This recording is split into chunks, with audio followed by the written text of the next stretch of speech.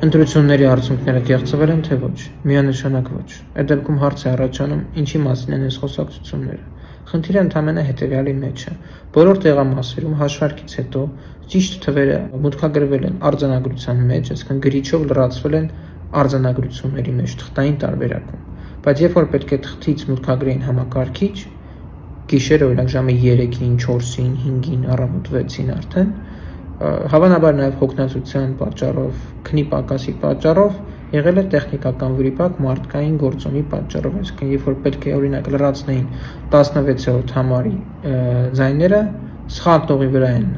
լրացրել 15-րդ համարի վրա։ Եվ այդպես օրինակ ԿՊ-ի ձայները մի քանի տեղամասում ընդդիմության պահանջած վերահաշվարկի արդյունքում ԿՊ-ի ձայները մոտավորապես 1000-ով ավելացել են, որովհետև 16 համարի փոխարեն 15-րդ տողում է լրացվել ձայները։ Եվ այդպես էլի մի քանի տեղամասերում այդպիսի դեպքեր կա, երբ որ ԿՊ-ի ձայները կամ ընդդիմության ձայները ընդամենը հաջորդ տողի վրա են լրացվել, այսինքն պես չի որ ընդդիմության ձայները տվել են ԿՊ-ին եւ այլն, ուղղակի մեկ տող վերև կամ մեկ տող ներքև են լրացվել, դա զուտ մարդկային գործոնի արդյունք է եւ այդ մեծ ծավալների մեջ հնարավոր չի որ այդպեսի սխալներ չլինեն, հետեւաբար այստեղ որևէ կեղծիքի մասին չկա խոսակցություն, այս նույն խնդիրները եղել են նաեւ 21 թվականին։ Կհիշեք երևի նաեւ, որ 2023 թվականի ավականու ընտրություններին Երևան քաղաքի ասում էին, որ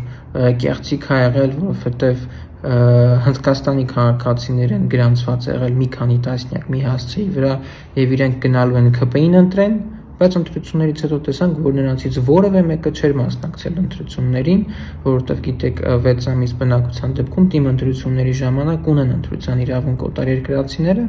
բայց նրանցից որևէ մեկը չէր գնացել ընտրության, հետեւաբար դա հերթական կեղծիքներ, որը փորձում էին ԿՊ-ին ընտրակեղծարարության մեջ մեղադրել, որը ուղղակի ընտրություններից հետո հոդս ցնդեց եւ շուտով հունիսի 14-ին արդեն այս բոլոր մեղադրանքները նույնպես հոդս են ցնդելու։ Մինչեւ հունիսի 14-ի ժամկետը հենց դրա համար է, որպեսզի ճշգրտումներ լինի եւ վերջնական արդյունքները հրապարակվի հունիսի 14-ին, դրա համար կոչվում է նախնական արդյունքներ։ Հետեւաբար այս ճշգրտումները կլինեն եւ հունիսի 14-ին կհրապարակվեն արդյունքները, բայց դրանից ընտրության արդյունքները որևէ էական փոփոխություն չի կրելու։